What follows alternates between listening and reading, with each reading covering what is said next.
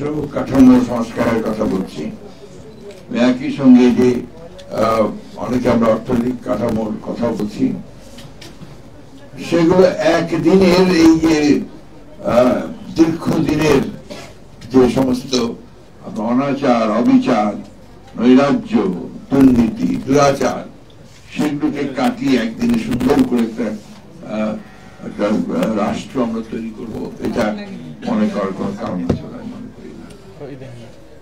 আমাদের কথা এই যে এবার একটা ছাত্র জনতার গণ-অভ্যুত্থানের মধ্য দিয়ে একটা নতুন সুযোগ সৃষ্টি হয়েছে, যে 52 বছরে 53 বছরে আমরা একটা নিয়মিতভাবে শান্তিপূর্ণভাবে ক্ষমতা হস্তান্তরের বা ক্ষমতা পরিবর্তনের বিধানই আমরা তৈরি করতে পারিনি। সেখানে আজকে এসে হঠাৎ করে মুহূর্তের মধ্যে আমরা সবকিছু ঠিক করে ফেলবো, এটা মনে করার কারণ চলে আমার কাছে মনে হয় না। আমরা চেষ্টা করছি, যারা রাজনীতি করছি, বিভিন্ন রাজনৈতিক দলগুলো আছে, আপনারা এখানে কথা শুনেছেন আমাদের অত্যন্ত জ্ঞানী রাজনীতিবিদদের কাছে, আমরা চেষ্টা করছি এবং এই 52 বছর ধরে চেষ্টা করছি। বিষয়টা হচ্ছে যে আপনার, আমি ব্যক্তিগতভাবে যেটা মনে করি যে বিচ্ছিন্ন ভাবে কোনো কিছুই করা যায় না এবং জোড়া তালে দিয়েও কোনো কিছু করা যায় না। এটা আপনার সুনির্দিষ্ট চিন্তা ভাবনা প্রয়োজন, সুনির্দিষ্ট লক্ষ্য প্রয়োজন, সুনির্দিষ্ট চিন্তা প্রয়োজন এবং রাজনৈতিক দল এবং রাজনৈতিক নেতা বা কর্মী তাদের অত্যন্ত সততার সঙ্গে আন্তরিকতা প্রয়োজন।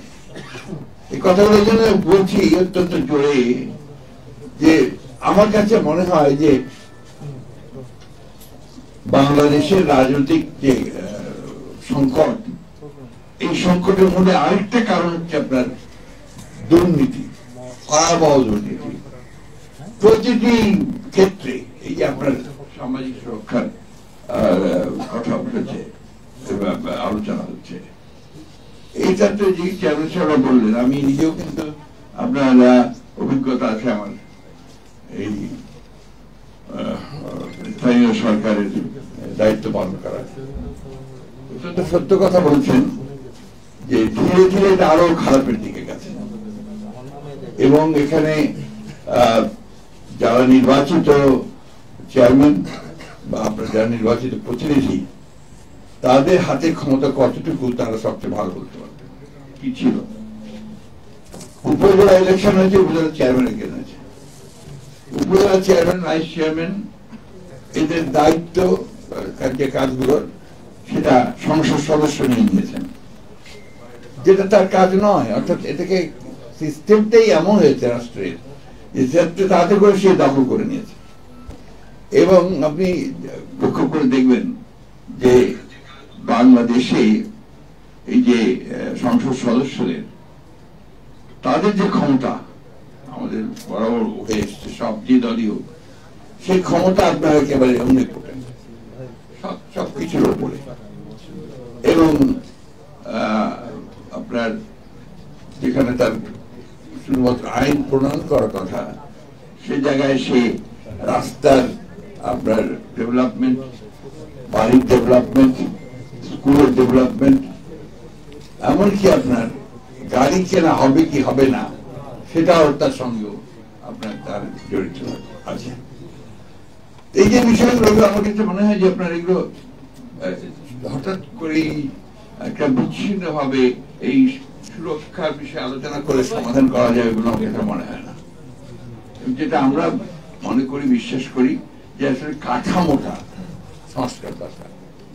যে কথা আমাদের সাকি সাহেব বলেছেন, আমাদের ববি হাতে সাহেব বলেছেন, এটা আমি মনে প্রাণে বিশ্বাস করি যে আমাকে আগে আমার কাঠামোটাকে বদলাতে হবে এবং সেই কাঠামোতে আমাদের এই বিষয়গুলোকে অত্যন্ত মানে গুরুত্বের সঙ্গে বিবেচনা করতে হবে। আমাদের শিক্ষক ছিলেন ডক্টর আবু মাহমুদ, অর্থনীতি পড়াতেন ঢাকা বিশ্ববিদ্যালয়ে, খুব বিখ্যাত শিক্ষক ছিলেন। তিনি মাঝে মাঝে মাঝে খুব ভালো ভালো কথা বলতেন। তার মধ্যে একটা কথা তিনি বলতেন, if you plant bygone tree, do you expect oranges from there?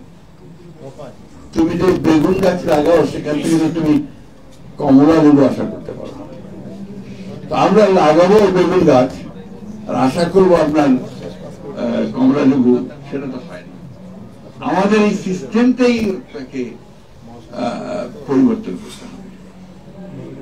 ছাত্র জীবনের প্রথম দিকে একেবারে ব্রিটিশ আমলের একজন বিখ্যাত কবি, আপনারা অনেকের শুনেছেন, যাই না, সুকান্ত, তিনি বলেছিলেন যে অবাক পৃথিবী অবাক করলে তুমি, জন্মেই দেখি ক্ষুব্ধ স্বদেশ।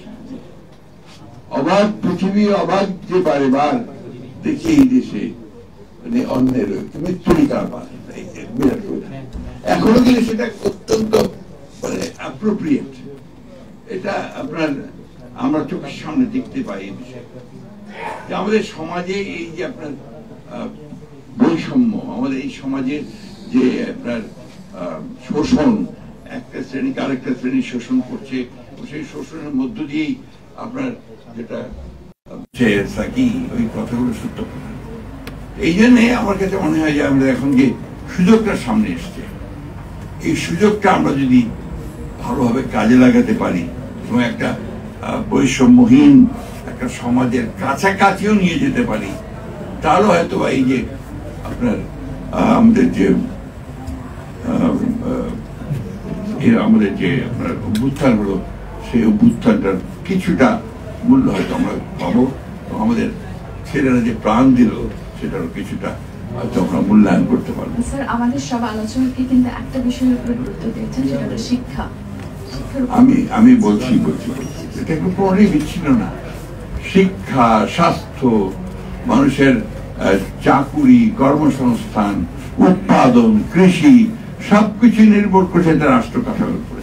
সবকিছু নির্ভর করছে যে কাদেরকে জনগণ নির্বাচিত করছে, সবকিছু নির্ভর করছে যে যারা নির্বাচিত হয়ে ক্ষমতায় যাচ্ছে তারা কিভাবে সেই দেশটাকে পরিচালনা করছে। আওয়ামী লীগকে তো ভোট দিয়েছিল, তাই না? একেবারে প্রথমে 2008 সালে ভোটই দিয়েছিল। সেই আওয়ামী লীগ গত 15 বছরে এই দেশকে সর্বশান্ত করে দিয়েছে, একেবারে তার বলা যায় যে ভূমিধস করে দিয়েছে। সেই জায়গায় এখান থেকে আবার 1 বছরে 1.5 বছরের মধ্যে আপনি সবকিছু ঠিক করে ফেলবেন, এটা মনে করার কোনো কারণ নেই। সামাজিক সুরক্ষা কার? নাগরিকের তো, মানুষের তো। সেটা আপনার বিধবাই হোক আর সেটা আপনার কম পয়সার